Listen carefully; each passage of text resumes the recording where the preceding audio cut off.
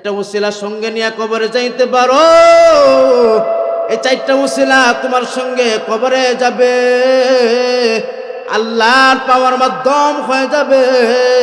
এরকম চারটা জিনিস তোমার উসিলার মাধ্যম বানাইতে পারো। এক নম্বর হলো হাত্তা ইসলাম ইসলাম আমরিহি, হাদিস শরীফের মধ্যে বলেন এক নম্বর হলো যা আল কুরআন, কোরআনের সঙ্গে সুসম্পর্ক গঠন করো, কোরআনের সঙ্গে সম্পর্ক গঠন করো। কোরআনের সঙ্গে সম্পর্ক তুমি যদি গঠন করতে পারো বাবাজি, কোরআন তোমার জন্য হাসরের ময়দানে আল্লাহ পাওয়ার মাধ্যম হয়ে যাবে। দুই নম্বর হলো সালাত আন ইয়ামিনিহি, রে বাবাজি দুই নম্বর হলো সালাত আন ইয়ামিনিহি, দুই নম্বর হলো নামাজ, নামাজ আল্লাহ পাওয়ার উসিলা, আল্লাহ পাওয়ার মাধ্যম। তিন নম্বর হলো সিয়াম আন শিমালিহি, তিন নম্বর হলো রমজান মাসের রোজা। এই সামনে আমাদের সামনে রমজান, রমজান মাসের রোজা হলো আল্লাহ পাওয়ার মাধ্যম, আল্লাহ পাওয়ার মাধ্যম। আল্লাহ পাওয়ার মাধ্যম হলো সিয়াম আন শিমালিহি। এরপরে আল্লাহ তাআলা নবী বলেন আল্লাহ পাওয়ার উসিলা হলো, আল্লাহ পাওয়ার মাধ্যম হলো আরেকটা, এটা হলো ওয়াসাইলুল হাসানাতি ইনদা রিজলাইন। আল্লাহর নবী বলেন উম্মতের দল আরেকটা কোন হলো তোমার নেক আমল। কি নেক আমল? মাহফিলে বসছো একটা নেক আমল, সালাম দিতেছো নেক আমল, জিকির করতেছো নেক আমল। এই সমস্ত নেক আমলগুলো একত্রিত যখন জমা হয় আসরের ময়দানে সব নেক আমলগুলা তোমার নাজাতের উসিলা হয়ে যাবে। এই হলো এক নম্বর। সর্বোচ্চ দিয়ে আল্লাহকে ভয় করতে হবে। এখন আল্লাহকে ভয় করতে হবে কেন, কি কারণ, এগুলো বাবা বিস্তারিত বলতে গেলে অনেক সময় লাগবে। আমাকে বলা হয়েছে 45 মিনিট সময় আমাকে দেওয়া হচ্ছে। এর ভিতরে যদি আমি ডাইনিভাবে সময় নেই তাহলে মূল আলোচনা আমি যেতে পারবো না। আপনারা যা বোঝার বুঝে নেবেন। বাবাজিরা আমার, এখন কথা হলো আসলে ভয়, ভয় করে অধিকাংশ মানুষ, দুর্বল মানুষ সবল মানুষকে, ঠিক না ঠিক? দুর্বল মানুষ সবল মানুষকে ভয় করে, দুর্বল রাষ্ট্রগুলা সবল রাষ্ট্রগুলাকে ভয় করে। এখন সবল তারা সবল হওয়ার পিছনে কারণ কি? সবল রাষ্ট্র হওয়ার পিছনে কারণ কি? সবল রাষ্ট্র হওয়ার পিছনে কারণ হলো সবল রাষ্ট্রগুলার অস্ত্র বেশি হয়, তাদের বাহিনী বেশি হয়। বাহিনী বেশি হওয়ার কারণে, অস্ত্র বেশি হওয়ার কারণে দুর্বল রাষ্ট্রগুলা তাদেরকে ভয় পায়। যেমন আমেরিকা, আমেরিকা কয়েকদিন আগে একটা নিউজে আমি দেখলাম তাম পৃথিবীটা কয়েকবার ধ্বংস করার মতো ক্ষমতা তাদের আছে। বাবাজি ওঠা যাবে না, উঠবেন আবার আসবেন, একবারে যান। দেখেন আমেরিকাকে মানুষে ভয় করে কেন? তাদের ক্ষমতা বেশি। ক্ষমতা বেশি হওয়ার পিছনে কারণ কি? তাদের অস্ত্র বেশি, তাদের বাহিনী বেশি। এমনও অস্ত্র তাদের কাছে আছে তাম পৃথিবী কয়েকবার ধ্বংস করতে বলতে ওরা পারবে বলে। তাহলে কিরকম অস্ত্র তাদের কাছে আছে? সুতরাং অন্য অন্য রাষ্ট্র তাদেরকে ভয় পাইতে বাধ্য। বাবাজি এখন আল্লাহকে যে ভয় করব, আল্লাহর কি কোনো অস্ত্র আসেনি? আল্লাহর কি কোনো বাহিনী আসেনি? কথা বুঝতেছেন আমার? আল্লাহর কি কোনো অস্ত্র আছে? আল্লাহর কি কোনো বাহিনী আছে? আল্লাহকে কেন ভয় করব? প্রশ্ন বুঝছেন? আল্লাহকে কেন ভয় করব? আল্লাহর কি অস্ত্র আছে? আল্লাহর কি বাহিনী আছে? কেন ভয় করব আল্লাহকে? আমরা এই প্রশ্নটা কোরআনকে করি। পবিত্র মহাগ্রন্থ আল কোরআন, সে কোরআনকে আমরা সেই প্রশ্নটা করি। কোরআন বাবা তুমি বলো না, এই আল্লাহর কি অস্ত্র আছে, আল্লাহর কি বাহিনী আছে, এই বিষয়ে তুমি কি বলো, একটু বলো তো আমাদেরকে। কোরআন কি বলছে দেখেন, فَأَرْسَلْنَا عَلَيْهِمُ الطُّوفَانَ وَالْجَرَادَ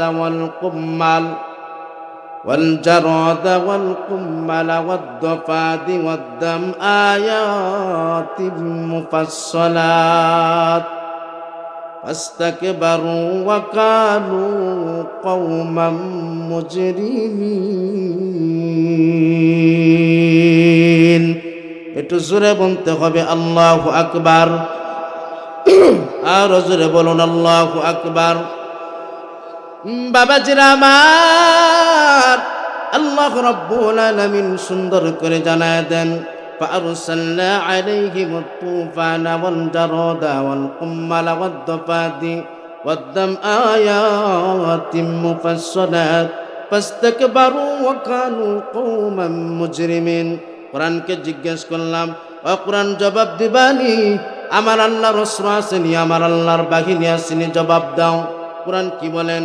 আল্লাহ তাআলা বলেন, ও দুনিয়ার উম্মতের দল, আল্লাহ তাআলা সুন্দর করে জানায় দিতেছেন, আল্লাহর আসমানের নিচ থেকে জমিনের উপর পর্যন্ত আমার আল্লাহ যত মাখলুক সৃষ্টি করেছেন, সমস্ত মাখলুকাত হলো আমার আল্লাহ তাআলার অস্ত্র।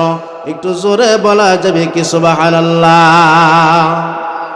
সমস্ত মাখলুকাত হলো আমার আল্লাহর অস্ত্র। এখন এটা কেমনে সম্ভব? কেমনে সম্ভব? সম্ভব হওয়ার জন্য বাবাজি পবিত্র কোরআনুল কারীমের কাছে আবার ফিরে যেতে হবে।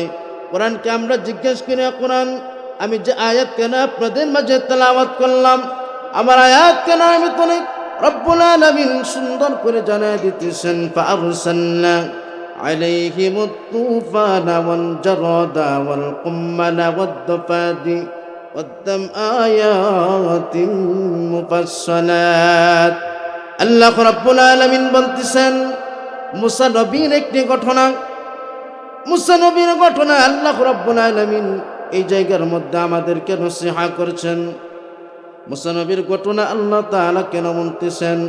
মুসা নবীর ঘটনা বলার কারণ হইল আমরাও যেন সেই ঘটনা থেকে শিক্ষা নিতে পারি। হযরতে মুসা আলাইহিস সালাতু ওয়াস সালামকে আল্লাহ রাব্বুল আলামিন দুনিয়াতে পাঠাইছেন দ্বীনের দাওয়াত দেওয়ার জন্য, মানুষদেরকে আলোর পথ দেখানোর জন্য, অন্ধকার জমানা মানুষদেরকে আলোর পথ দেখাবার জন্য আল্লাহ রাব্বুল আলামিন হযরত মুসা আলাইহিস সালাতু ওয়াস সালামকে দুনিয়াতে পাঠাইছেন। বাবাজি মুসা নবী যখন মানুষদের ময়দানে দ্বীনের দাওয়াত দেয়, ইসলামের কথা বলে, কোরআনের কথা বলে, দ্বীনের কথা যখন মুসা নবী বলে, মুসা নবীর বিরুদ্ধে একটা পার্টি চলে গেল, মুসা নবীর বিরুদ্ধে তারা চলে গেল, মুসা নবীর বিরুদ্ধে গেল। মুসা নবীকে ডাকা হলো, ডেকে বলতেছেন, মুসা তুমি বলো এই পথ থেকে সর্বানি সর্বানা। মুসা নবী বলেন, আমার জীবন যতদিন পর্যন্ত থাকবে একজন পরে মানুষের পথ থেকে আমি একজন পরিমাণও পিছপা হতে পারি না। সুবহানাল্লাহ। বাবাজি আমার মুসা নবী বলেন, না না না, সে পথ থেকে সরে যাওয়ার ক্ষমতা আমার নয়, সে পথ থেকে আমি কেন সরে যাব? আমি আল্লাহর পথের দাওয়াত দিচ্ছি, কোরআনের ইসলামের পথের দাওয়াত আমি দিচ্ছি, আমি কেন সরে যাব? না না না। ফিরআউনের পক্ষ থেকে মুসা নবীকে বলা হলো, মুসা রে, তুমি যদি কালেমার দাওয়াত বন্ধ না করো তাহলে তোমার বিরুদ্ধে যুদ্ধ করব। তোমার বিরুদ্ধে কি করব? যুদ্ধ করব। কারে বলল? মুসা নবীরে।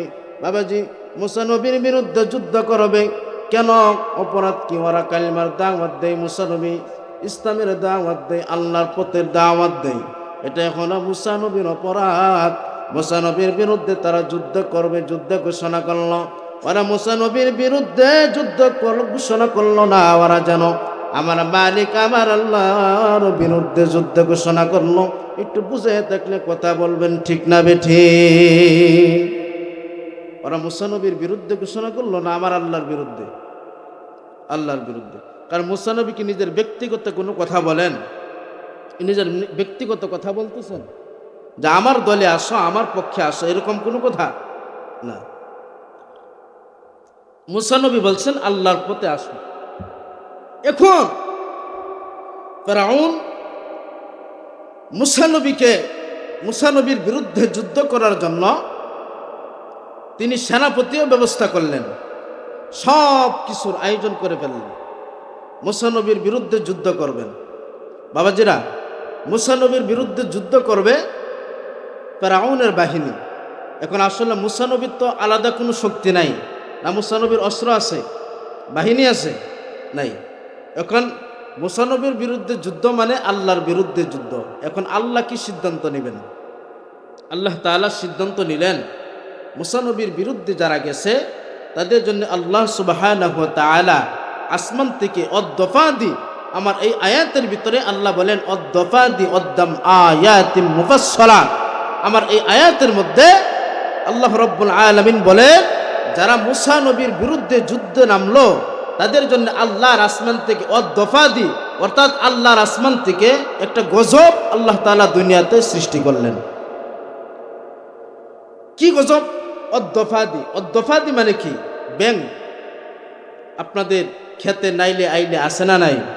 ব্যাং ব্যাং, সে ব্যাং পাঠায় দেবে। বাবাজি একটু জবাব দিবেন কি?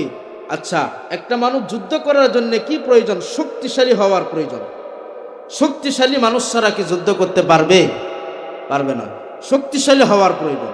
শক্তিশালী থাকার জন্য কি প্রয়োজন? নিয়মিত খাবারের প্রয়োজন। নিয়মিত একটা মানুষ যদি না খাইতে পারে, সে মানুষটা দুর্বল হবে না সবল হবে? দুর্বল হবে। শুধু খাইলেই হবে না, একটা মানুষের ঘুমের প্রয়োজন আছে না নাই? যদি না ঘুমায় সে আরো দুর্বল হয়ে যাবে। ঘুমেরও প্রয়োজন আছে, খাবারেরও প্রয়োজন আছে। এখন মুসা নবীর বিরুদ্ধে যদি ফেরাউনের বাহিনীরা যুদ্ধ ঘোষণা করল, এখন কি করবে? এখন আল্লাহ কি সিদ্ধান্ত নেবে? আল্লাহ বলেন, فَأَرْسَلْنَا عَلَيْهِمُ الطُّوفَانَ وَالْجَرَادَ وَالْقُمَّلَ وَالضَّفَادِعَ وَالدَّمَ آيَاتٍ مُفَصَّلَاتٍ فاستكبروا وكانوا قوما مجرمين।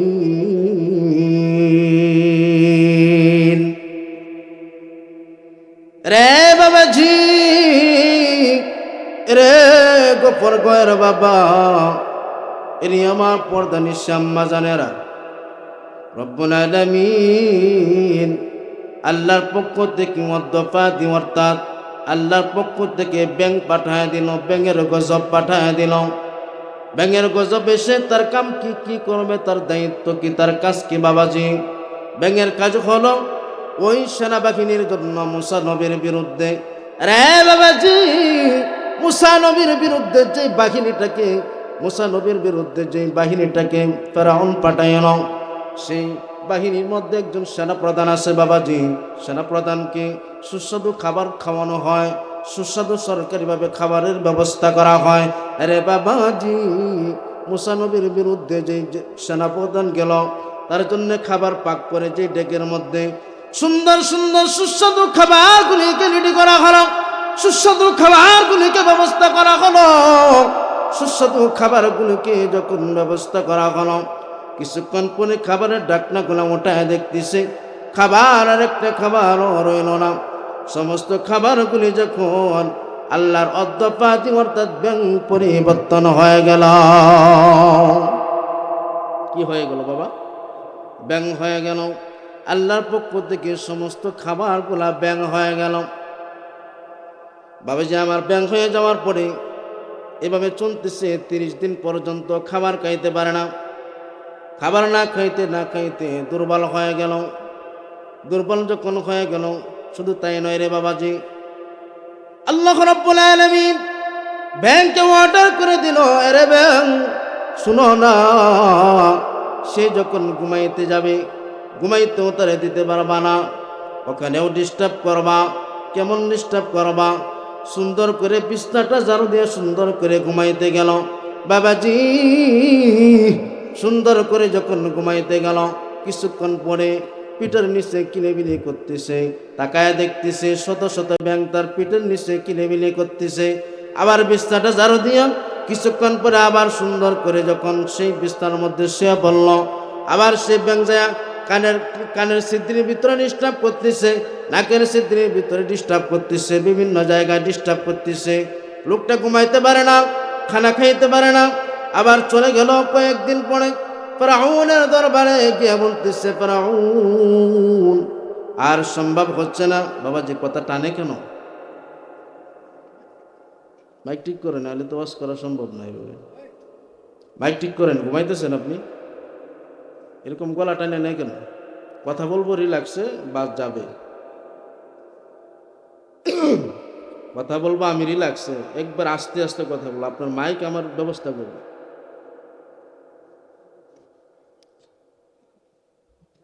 গলা টাইনে নিয়ে যায়, শুকায় যায় গলা, এগুলো ওয়াশ করা যায়?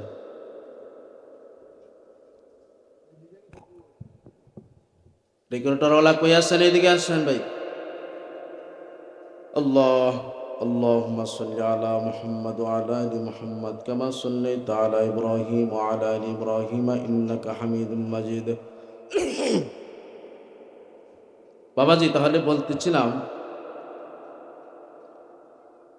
আল্লাহ রাব্বুল আলামিন ওনার পক্ষ থেকে একটা গজব পাঠায় দিলেন। সে মানুষটা নিয়মিত ঘুমাইতে পারে না, নিয়মিত খাইতেও পারে না। এখন একটা মানুষ না খাইতে পারলে কয়দিন থাকতে পারে? দুর্বল হয়ে যাবে না? দুর্বল হয়ে গেছে, চলে গেল ফেরাউনের দরবারে, গিয়ে বলতেছে, সেনাপতি, রাষ্ট্রের প্রধান মহোদয়, সরকার মহোদয়, আমরা তো কোনোভাবে পারছি না, দীর্ঘদিন ধরে খাবার খাইতে পারি না, ঠিক মতো ঘুমাইতে পারি না। এখন ফেরাউন সহ মুসা নবীর কাছে চলে আসলে এসে বলতেছেন, মুসা, ওগো মুসা, আমরা তোমার কাছে সিলিন্ডার করলাম। সুবহানাল্লাহ, তোমার কাছে সিলিন্ডার করলাম। তোমার আল্লাহ যে গজব আমাদের জন্য পাঠাইছে, যে আযাব আমাদের জন্য পাঠাইছে, তোমার আল্লাহকে বলো না তোমার আল্লাহ যেন সে আযাব গজবটা উঠায় নেয়। রে গোপন গোয়ের বাবাজি, একটু জবাব দিবেন বাবা। মুসা নবীর বিরুদ্ধে আল্লাহ তাআলা যুদ্ধে জয়লাভ করল। আল্লাহ তাআলার বিশেষ কোনো বাহিনীর প্রয়োজন হয়েছে কি হয় নাই? বিশেষ কোনো বাহিনীর প্রয়োজন হয় না, বিশেষ কোনো অস্ত্রের প্রয়োজন হয় নাই। আল্লাহ রাব্বুল আলামিনের ন্যূনতম একটা মাখলুক, সেটার নাম হলো ব্যাঙ। ব্যাঙের দ্বারা আল্লাহ রাব্বুল আলামিন মুসা নবীর বিরুদ্ধে যুদ্ধে জয়লাভ করলো। একটু জোরে বলা যাবে কি সুবহানাল্লাহ? রে বাবাজি,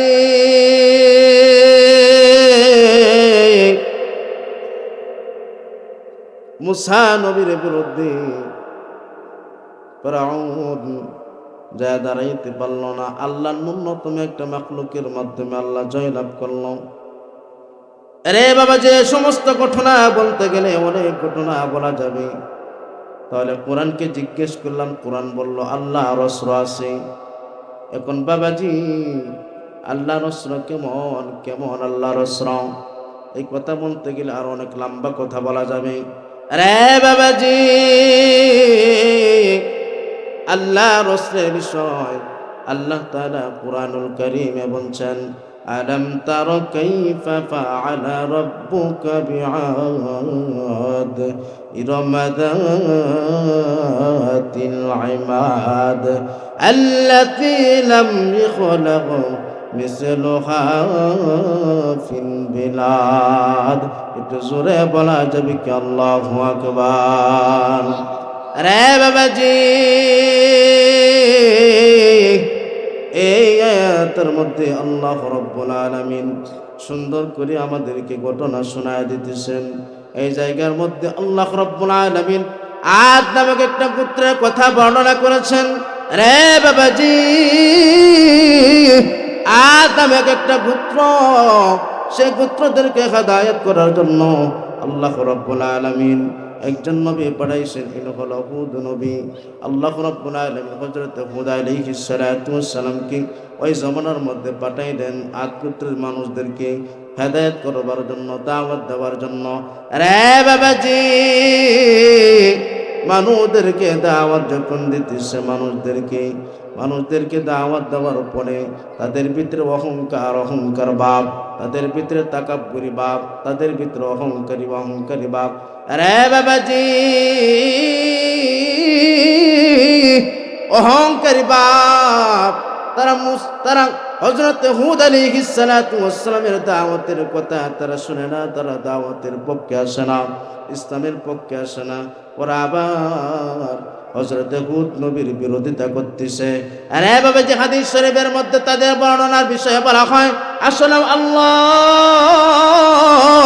তাদেরকে ভিন্নভাবে একটু বানাইছেন, আলাদাভাবে তাদেরকে স্পেশালভাবে কিছু শক্তি দিয়েছেন, স্পেশালভাবে আল্লাহ রাব্বুল আলামিন কিছু পাওয়ার দিয়েছেন। আমাদের 10 জন মানুষ যেমন শক্তিশালী হব, ওই গোত্রের মানুষদেরকে আল্লাহ রাব্বুল আলামিন একজন কি রকম শক্তিশালী করে বানাইছেন। সুবহানাল্লাহ। এরকম শক্তিশালী করে বানাইছেন। কয়েক দেশের মানুষগুলা বড় অহংকারী করলো। কিসের অহংকার? শক্তির অহংকার, টাকার অহংকার, ক্ষমতার অহংকার। আল্লাহ রাব্বুল আলামিন আসমান থেকে একটা গজব তাদের জন্য পাঠায় দিল। আল্লাহ তাআলার একজন ন্যূনতম মাখলুক, রব্বুল আলামিনের একটা মাখলুকের নাম হলো বাতাস। আল্লাহ রাব্বুল আলামিন বাতাসকে অর্ডার করে দিল, রে বাতাস যাও না, তুমি ওই জাতিটাকে ধ্বংস করে দাও। বাতাসকে অর্ডার করার সাথে সাথে হাদিস শরীফের মধ্যে আসছে বাবাজি 7 দিন পর্যন্ত, 7 দিন পর্যন্ত, 8 দিন পর্যন্ত, 7-8 দিন পর্যন্ত ওই যে এলাকার মানুষের উপর এমন ভাবে বাতাস প্রবাহিত হইল, বাতাসের কারণে ওই দেশের সমস্ত মানুষগুলা মরে নাস্তানাবুদ হয়ে গেল। সমস্ত মানুষগুলা মরে গেল। কন্যা সুবহানাল্লাহ। বাবাজি আল্লাহ রাব্বুল আলামিন ওদেরকে ধ্বংস করার জন্য আমার আল্লাহর স্পেশাল কোনো বাহিনীর প্রয়োজন হয় না, আমার আল্লাহর স্পেশাল কোনো অস্ত্রের প্রয়োজন হয় নাই। আল্লাহ রাব্বুল আলামিন ন্যূনতম একটা মাখলুক হলো বাতাস, বাতাসের মাধ্যমে আল্লাহ তাআলা তাদেরকে ধ্বংস করে দিলেন। এখন একটু জবাব দিয়ে বলবেন বাবাজি, আপনারা বুঝে থাকলে আমার আল্লাহ তাআলার অস্ত্র আছে না নাই? মাইক ঠিক করো, মাইক ঠিক করো বাবা। ভাই তুমি মাইক ঠিক করো বাবা। বাবাজি আমার আল্লাহ তাআলার অস্ত্র কেমন, এই বিষয় বলতে গেলে অনেক কথা বলা যাবে। রে বাবাজি, 1 নম্বর কথা মনে রাখুন, আমার আল্লাহ তাআলার অস্ত্র আছে। 2 নম্বর কথা হলো আমার আল্লাহ তাআলার বাহিনী আসেনি। বাবাজি আমার আল্লাহ তাআলার বাহিনী আসেনি। পবিত্র কোরআনুল কারীমে বলা হচ্ছে ইন কানাত ইল্লা সাইহাতান ওয়াহিদাতান ফাইযা হুম খামিদুন ইয়া হাসরাতান আলাল ইবাদ মা يأتيهم من رسول إلا كانوا به يستهزئون রে বাবাজি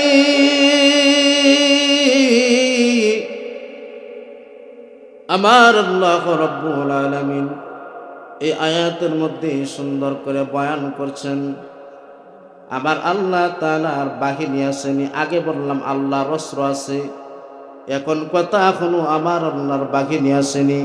যদি আমার আল্লাহর বাহিনী থাকে, কেমন আমার আল্লাহর বাহিনী, কেমন আমার আল্লাহর অস্ত্র। আরে বন্ধু কেমন আমার আল্লাহর বাহিনী। আরে বন্ধু আমার ইনতাকিয়া নামক একটা গোত্রের কথা আয়াতের মধ্যে আল্লাহ রাব্বুল আলামিন এই আয়াতের মধ্যে বয়ান করতেছেন ইনতাকিয়া নামক একটা গোত্রের কথা। বাবাজি ইনতাকিয়া নামক একটা গোত্র ছিল বাবাজি। সেই গোত্রের মানুষদেরকে হেদায়েত করবার জন্য আল্লাহ রাব্বুল আলামিন 3 জন নবীকে দুনিয়ার জমিনে পাঠাইল বাবাজি। একটু জবাব দিবেন, কয়জন নবীকে পাঠাইল? 3 জন নবীকে। একটু জোরে বলুন, কয়জন নবী?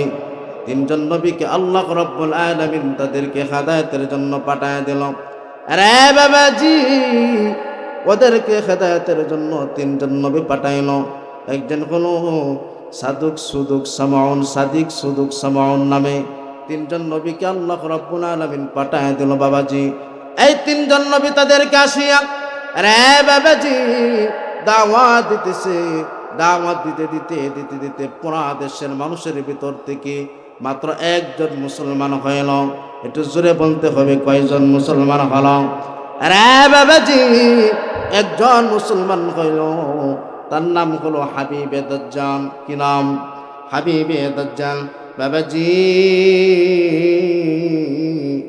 আল্লাহ রাব্বুল আলামিনের সে একজন খাস বান্দা মুসলমান হয়ে গেল। 3 জন নবী দাওয়াত দিল, একজন মুসলমান হয়ে গেল। একজন মুসলমান হওয়ার পর একজন মুসলমান হওয়ার পর পুরা দেশের মানুষ হলো খ্রিস্টান, পুরা দেশের মানুষ হলো ইহুদি নাসারা। বাবাজি,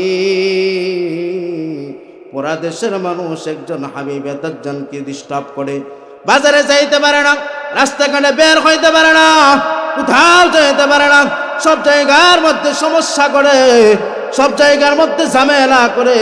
মানুষ তাকে মেরে ফেলতে চায়, মানুষ তারে কষ্ট দেয়, মানুষ তারে মেরে ফেলতে চায়, ধর ধর করে মেরে ফেলতে চায়। আরে বাবাজি, পুরা দেশের মানুষ হলো খ্রিস্টান, একজন হলো মুসলমান। ওখানে মুসলমান হইয়া শান্তি আসেনি, বাজারে গিয়ে শান্তি পায় না, রাস্তাঘাটে শান্তি পায় না, কোথাও শান্তি পায় না, সব জায়গার মধ্যে ঝামেলা আর ঝামেলা আর ঝামেলা। আরে বাবা, শেষ পর্যন্ত ইন্তাকিয়ার সমস্ত ইহুদিরা মিলিয়া একজন হাবিবে দাজ্জালকে মেরে ফেলল। একটু জোরে বলতে হবে ইন্না লিল্লাহ। রে বাবাজি, পুরা দেশের মানুষ মিলিয়া একজনকে মেরে ফেলল। ওই লোকটাকে মেরে ফেলার পরে আমার আল্লাহর আরশ পর্যন্ত যেন কেঁপে গেল, আমার আল্লাহর আরশ পর্যন্ত যেন থর থর করে কেঁপে গেল। পুরা দেশের মধ্যে একজন মুসলমান, ওই মুসলমানটা কি ওরা যখন মেরে ফেলল বাবাজি, তখন আমার আল্লাহ আর সইতে পারলেন না, আর ধৈর্য ধরতে পারলেন না। আরে বাবাজি, আমার আল্লাহ সাথে সাথে পাঠায় দিল জিব্রাইলকে। জিব্রাইল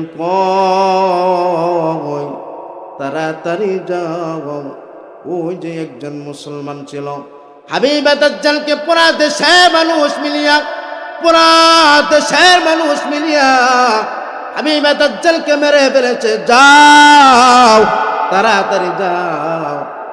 কেন বললো, কি করলো, কেন বললো, তাড়াতাড়ি খবর নাও। বাবাজি, হাবিবে দাজ্জালকে দেখার জন্য যখন চলে আসলো, আরে বাবাজি, হাবিবে দাজ্জালকে হযরতে জিবরাইল আলাইহিস সালাতু ওয়াস সালামকে আল্লাহ তাআলা পাঠায় দিল। আল্লাহ তাআলা বলেন, রে জিবরাইল, ওই এলাকার যাইয়া ওই এলাকার মানুষের মুড়ে মুড়ে দাঁড়ায়, ওই এলাকার মুড়ে মুড়ে দাঁড়ায়। রে জিবরাইল, ইন কানাত ইল্লা সাইহাতান ওয়াহিদাতান ফাইদা হুম খামিদুন। আরে জিবরাইল, ওই এলাকার মুড়ে মুড়ে যাইয়া তুমি এমন ভাবে বিকট একটা আওয়াজ দিবা, এমন ভাবে বিকট একটা আওয়াজ দিবা, তোমার আওয়াজের কারণে ওরা দেশের মানুষ যেন মারা যায়। হযরতে জিবরাইল আলাইহিস সালাতু ওয়াস সালাম আসিয়া হযরতে জিবরাইল এমন ভাবে একটা আওয়াজ দিল, হযরতে জিবরাইলের আওয়াজের কারণে পুরা দেশের মানুষ মরে শেষ হয়ে গেল। পুরা দেশের মানুষ যখন মরে গেল, আরে বাবাজি একটু লক্ষ্য করে দেখেন, আল্লাহ রাব্বুল আলামিন হযরতে জিবরাইলের মাধ্যমে পুরা দেশের মানুষকে মেরে ফেলল।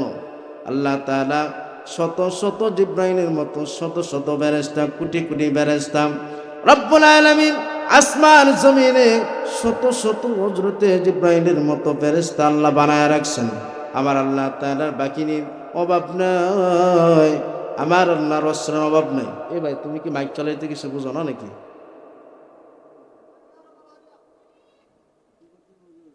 কথা কেন এরকম সমস্যা হয়ে গেল?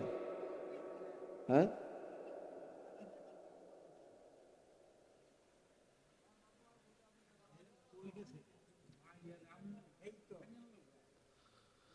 আল্লাহ আল্লাহ।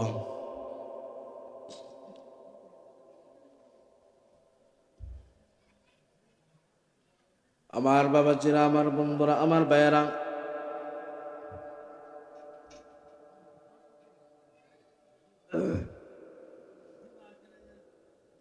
আলোচনায় নষ্ট হয়ে গেছে।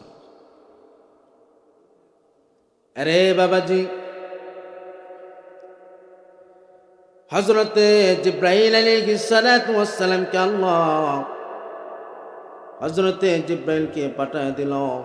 হযরতে জিবরাইল আলাইহিস সালাতু ওয়াস সালাম এসে হযরতে জিবরাইল এমনভাবে একটা বিকট আওয়াজ, হযরতে জিব্রাইলের আওয়াজের কারণে পুরা দেশের মানুষ মারা গেল। রে বাবাজি, ওয়াইন তাকিয়া নামক গোত্রে মানুষদেরকে ধ্বংস করার জন্য আমার আল্লাহর বিশেষ কোনো, আমার আল্লাহর এমন একজন জিব্রাইলের মাধ্যমে, ফেরেশতার মাধ্যমে পুরা জাতিকে আল্লাহ ধ্বংস করতে সক্ষম হলো। রে বাবাজি, এমন জিব্রাইলের মতো হাজার লক্ষ কোটি কোটি আল্লাহ তাআলার অস্ত্র আছে, তাহলে কোরআন থেকে পাইলাম আমার আল্লাহর অস্ত্র আছে, আমার আল্লাহর বাহিনী আছে। আরে বাবাজি, অস্ত্রের জন্য যদি কোনো রাষ্ট্রকে ভয় করতে হয়, অস্ত্রের জন্য যদি কোনো রাষ্ট্রকে ভয় করতে হয়, বাহিনীর জন্য যদি কোনো রাষ্ট্রকে ভয় করতে হয়, তাহলে আমার আল্লাহ থেকে সর্বশ্রেষ্ঠ বাহিনীওয়ালা, অস্ত্রওয়ালা আরো কেউ আছে? জোরে বলতে হবে, কেউ আছে রে ভাই? আরে বাবা, হযরতে বিশ্বনবী মুহাম্মদ আরবি সাল্লাল্লাহু আলাইহি ওয়াসাল্লাম বলতেছেন, আমার আল্লাহ তাআলার অস্ত্র সবথেকে সর্বশ্রেষ্ঠ অস্ত্রওয়ালা হলো আল্লাহ। তাম পৃথিবীর সমস্ত ক্ষমতাদের ক্ষমতাওয়ালা আল্লাহ, সব বাদশাদের বাদশা হলো আমার আল্লাহ, সব ক্ষমতাদের ক্ষমতাওয়ালা হলো আমার আল্লাহ। এই জন্য একজন ইমানদার, একজন মুসলমান তাম পৃথিবীর কোনো শক্তিকে ভয় করে না। একজন মুসলমান, একজন ইমানদার কেবলমাত্র ভয় করে আমার আল্লাহকে। একটি কথা বলতে হবে, ঠিক না বেঠিক? কোন ইমানদার কোনো পরাশক্তিকে ভয় করে না, কোনো কামান বিমান, কোনো রাষ্ট্রকে ভয় করে না, কোনো রাষ্ট্রের লাল চক্ষুকে ভয় করে না, একমাত্র ভয় করে আমার আল্লাহকে। কারণ আল্লাহ বলেন, ইয়া আইয়ুহাল্লাযীনা আমানুত্তাকুল্লাহ। এক নম্বর কথা হলো আল্লাহ তাআলা সবক দিচ্ছেন। এক নম্বর সবক হলো বাবাজি, এক নম্বর সবক হলো আমানুত্তাকুল্লাহ, আল্লাহকে ভয় করো। কারে ভয় করো? আল্লাহকে ভয় করো। আরে বান্দা, আল্লাহর ভয় যদি অন্তরের মধ্যে থাকে, তাহলে গুনাহ করা কোনো সময় সম্ভব হবে না। যে বান্দার ভিতরে আল্লাহর ভয়, সে বান্দা কোনোদিন অন্যায় করতে পারে না, অপরাধ করতে পারে না। আরে বাবাজি, আমার আয়াতের ভিতরে এক নম্বর সবক হলো আল্লাহকে ভয় করো। দুই নম্বর হলো আল্লাহ তাআলা বলেন, ইয়া আইয়ুহাল্লাযীনা আমানুত্তাকুল্লাহ ওয়াবতাগু ইলাইহিল ওয়াসিলা ওয়াজাহিদু ফি সাবিলিহি। আল্লাহ তাআলা দুই নম্বর গুণের কথা বলেন, আল্লাহ তাআলা দুই নম্বর সবক দিচ্ছেন। এটা হলো আল্লাহ তাআলা বলেন, ইয়া আইয়ুহাল্লাযীনা আমানুত্তাকুল্লাহ ওয়াবতাগু ইলাইহিল ওয়াসিলা। আল্লাহ রাব্বুল আলামিন বলেন, দুই নম্বর এখন উসিলা তালাশ করো। উসিলা বাবা, আল্লাহকে পাওয়ার জন্য উসিলা দরকার। আল্লাহকে পাওয়ার জন্য উসিলা তালাশ করো। আল্লাহকে পাওয়ার জন্য কেমন উসিলা তালাশ করবা? কেমন উসিলা তালাশ করবা বাবাজি? আল্লাহকে পাওয়ার জন্য উসিলা হলো চারটা উসিলা। জোরে বলেন, কয়টা? মুফাসসিরিনে কেরাম দুইটা কথা বলছেন। দুই জবাবের এক নম্বর কথার ভিতরে চারটা কথা পাওয়া যায়। এক নম্বর কথা হলো বাবা, এক নম্বর কথা হলো আল্লাহ রাব্বুল আলামিনের পয়গম্বর বলেছেন, নবীর উম্মতের দল, চারটা জিনিসকে তুমি বন্ধু বানায় কবরে যাইতে পারো, চারটা উসিলা সঙ্গে নিয়ে কবরে যাইতে পারো। এই চারটা উসিলা তোমার সঙ্গে কবরে যাবে, আল্লাহর পাওয়ার মাধ্যম হয়ে যাবে। এরকম চারটা জিনিস তোমার উসিলার মাধ্যম বানাইতে পারো। এক নম্বর হলো হাত্তা ইসলামকুম ইসলাম আমরিহি। হাদিস শরীফের মধ্যে বলেন, এক নম্বর হলো যা আল কুরআন, কোরআনের সঙ্গে সুসম্পর্ক গঠন করো। কোরআনের সঙ্গে সম্পর্ক গঠন করো।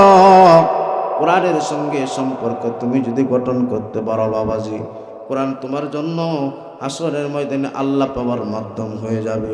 দুই নম্বর হলো সালাতু আন ইয়ামিনিহি। রে বাবাজি, দুই নম্বর হলো সালাতু আন ইয়ামিনিহি। দুই নম্বর হলো নামাজ। নামাজ আল্লাহ পাওয়ার উসিলা, আল্লাহ পাওয়ার মাধ্যম। তিন নম্বর হলো সিয়ামু আন শিমালিহি। 3 নম্বর হলো রমজান মাসের রোজা। এই সামনে আমাদের সামনে রমজান মাসের রোজা এখনো আল্লাহ পাওয়ার মাধ্যম, আল্লাহ পাওয়ার মাধ্যম হলো সিয়ামু আন শিবানিহি। এরপরে আল্লাহ তাআলা নবী বলেন আল্লাহ পাওয়ার উসিলা হলো, আল্লাহ পাওয়ার মাধ্যম হলো আরেকটা, এটা হলো ওয়াসাইলুল হাসানাতি ইনদা রিজলাইন। আল্লাহ নবী বলেন উম্মতের দল আরেকটা গুণ হলো তোমার নেক আমল। কি নেক আমল? মাহফিলে বসছো একটা নেক আমল, সালাম দিতেছো নেক আমল, জিকির করতেছো নেক আমল। এই সমস্ত নেক আমলগুলো একত্রিত যখন জমা হয় আসরের ময়দানে সব নেক আমলগুলো তোমার নাজাতের উসিলা হয়ে যাবে। এই হলো 1 নম্বর জবাব। 2 নম্বর কথা হলো আল্লাহ তাআলা বলেন ওয়াকুনু মা'আস সাদিকিন। জি 10 মিনিট আমি এখন শেষ করে দিচ্ছি, বুঝুন নিয়ে আসেন। যে অবস্থা মাইকের, আমি কথা না বললে আমি খুশি। হুজুরে নিয়ে আসেন, হুজুরে নিয়ে আসেন, হুজুরে নিয়ে আসেন।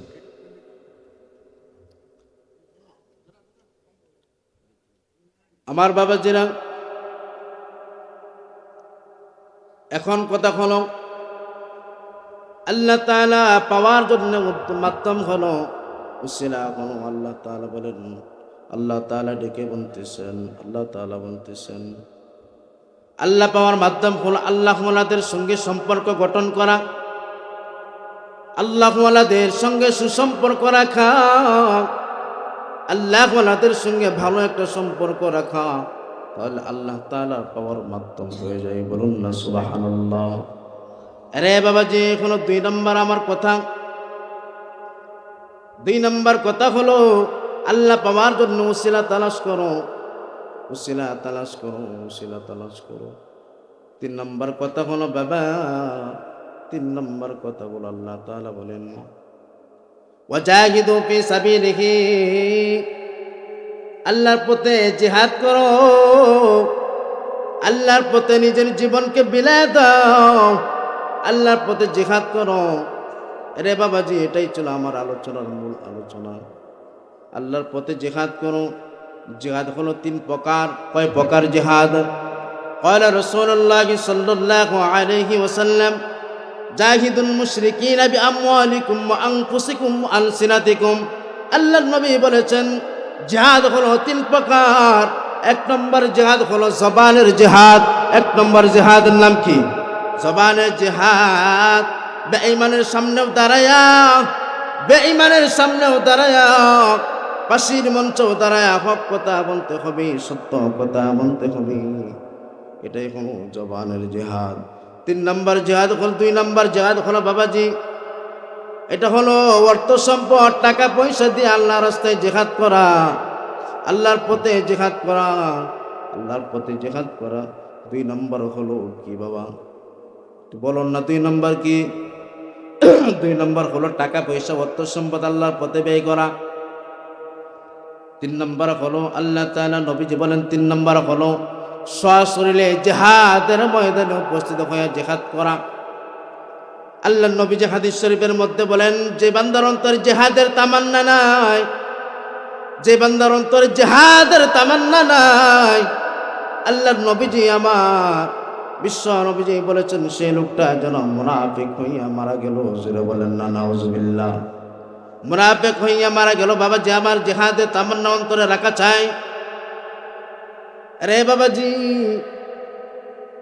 আল্লাহ তাআলা বলেন ওয়াজাহিদু ফি সাবিলিহি, আল্লাহর পথে জিহাদ করো, আল্লাহর রাস্তায় জিহাদ করো, আল্লাহর পথে জিহাদ করো, জিহাদ করো। আরে বাবা যে আল্লাহর দিনকে জিন্দা করার জন্য, আল্লাহর দিনকে প্রচেষ্টা করবার জন্য, আল্লাহর জমিনে আল্লাহর দিনকে জিন্দা করার জন্য সর্বোচ্চ যে চেষ্টা করা হয় সেই চেষ্টাটাকে জিহাদ বলা হয়।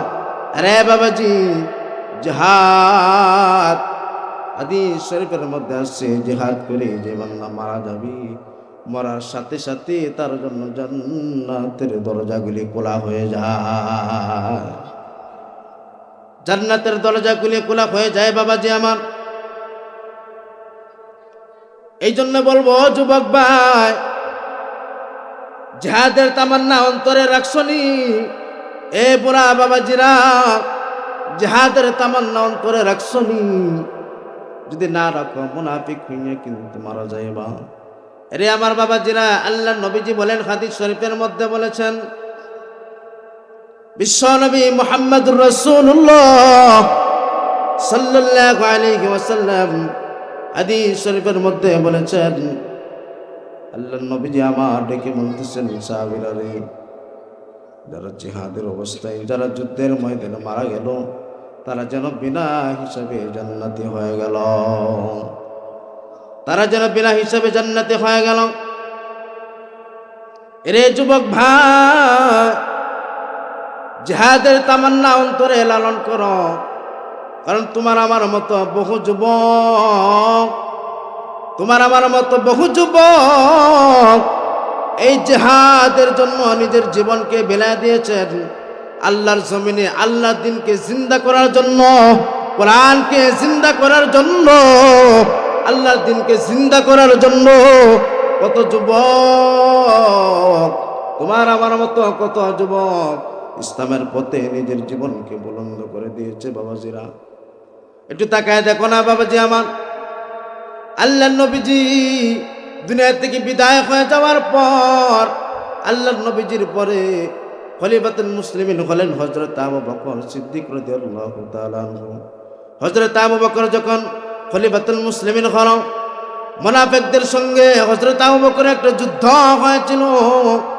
সেই যুদ্ধ গড়াইতে গড়াইতে হযরত উসমান রাদিয়াল্লাহু তাআলা আনহু শাসনামলেও সেই যুদ্ধ পরিচালনা হয়েছে। বাবাজি, হযরত উসমান রাদিয়াল্লাহু তাআলা আনহু শাসনামলে যখন সেই যুদ্ধ হয়েছিল, আফ্রিকানদের সঙ্গে মুসলমানদের একটা যুদ্ধ,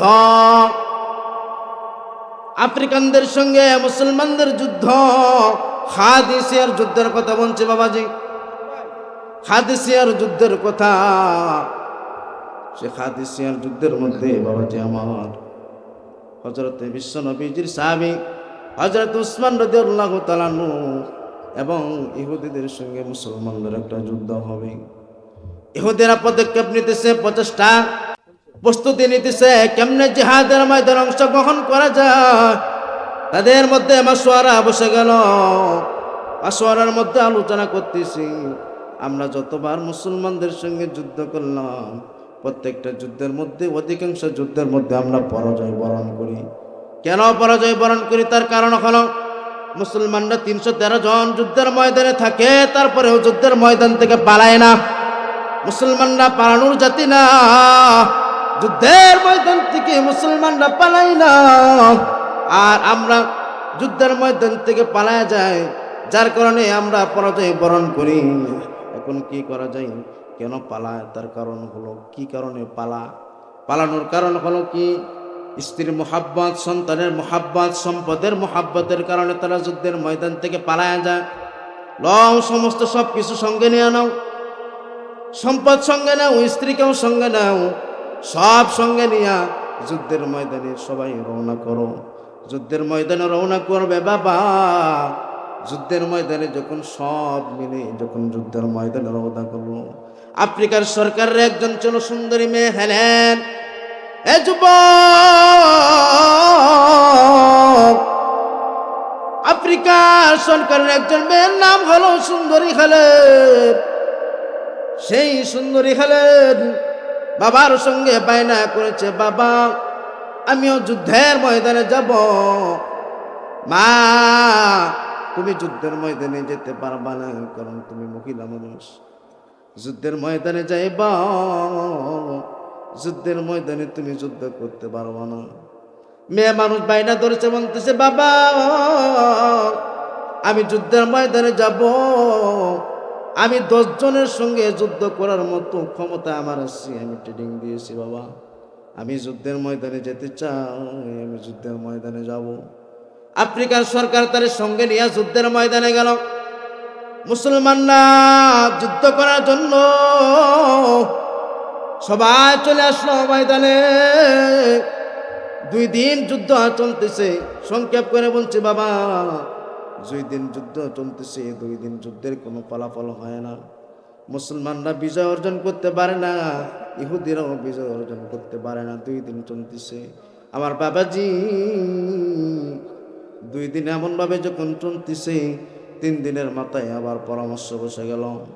পরামর্শ করতেছে কেমনে যুদ্ধে তাড়াতাড়ি জয়লাভ করা যায়, আল্লাহর রহমতে কেমনে তাড়াতাড়ি জয়লাভ করা যায়। মুসলমানরা সবাই পরামর্শ দাও। সবাই পরামর্শের মধ্যে যখন বসে গেল, হযরত আব্দুল্লাহ ইবনে জুবায়ের রাদিয়াল্লাহু তাআলা আনহু তিনি দাঁড়ায় বলতেছেন, সেনাপতি মহোদয়, আমার একটা খেয়াল হইল, যুবকদেরকে আগে আগে ব্যবহার করেন, যুবকদেরকে আগে আগে ব্যবহার করেন। কেমন আগে আগে?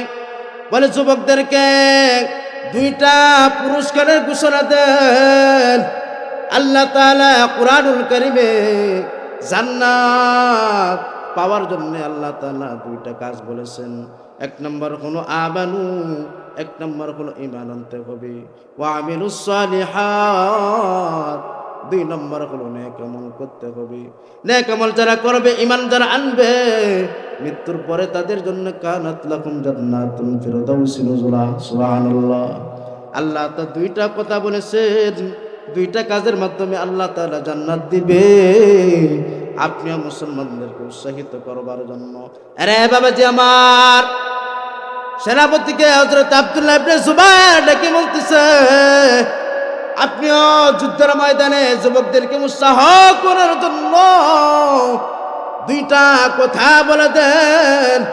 1 নম্বর কথা হলো, যুদ্ধের ময়দানে আফ্রিকার সরকারের কাল্লা যে কেটে এনে দিতে পারবা, তার হাতে আমি সুন্দরী হেলেনকে উঠাইয়া দেব। 2 নম্বর হলো, বিয়ে করানোর পরে সংসার চালানোর জন্য 1 লক্ষ দিরহাম টাকা আমি তাকে পুরস্কৃত করব। সুবহানাল্লাহ। বাবা সংক্ষেপ করে বলি, হুজুর চলে আসছেন, বেয়াদবি হচ্ছে। এরপরে বলি, আফ্রিকার সরকারের সঙ্গে আবার যুদ্ধে জড়া গেল। যুদ্ধে যখন জড়া গেল, এখন মুসলমানদের মধ্যে হযরত আব্দুল্লাহ ইবনে জুবায়ের রাদিয়াল্লাহু তাআলা আনহু যুদ্ধ করতেছেন।